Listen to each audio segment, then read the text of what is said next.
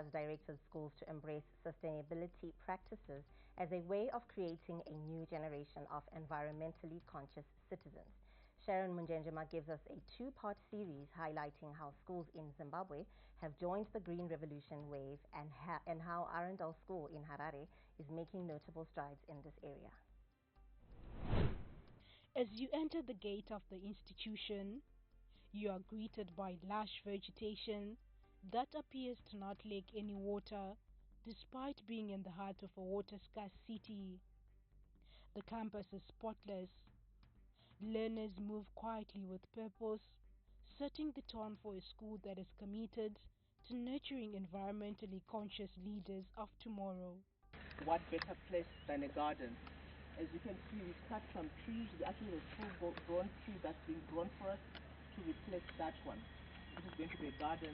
Where we could preserve the natural indigenous trees, we also did that. With the tree here, we did try as much as we can. Arundel School is serious about environmental sustainability. Precision farming techniques are used to ensure a plant only receives the water it needs and there is no waste. They also use solar power for activities such as water heating and lighting to ease pressure on the already struggling national electricity grid. I lock it. If I overcharge, this is overridden by IT, and I go to IT and I'm assisted in the understanding of sustainable consumption of power. For those tasks that require electricity, access to the power is limited to discourage waste. The school also keeps several species of birds and other wildlife on the 100-acre campus. But what is the cost of maintenance for all these green initiatives? So the financial cost has been significant. We can't run away from it. But the cost of not doing anything would have been higher. Because what we understand is sustainability is a heritage concept. It's not about the present generation.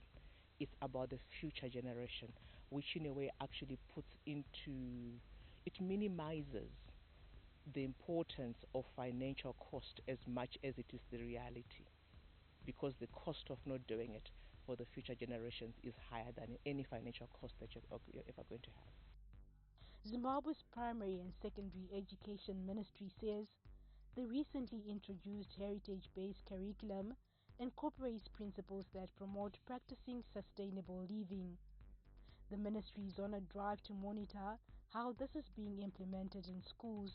We understand that our learners are living in an environment, and the education that we give them is about them managing their environment, making it better so that it becomes sustainable, and they're able also to appreciate and enjoy life.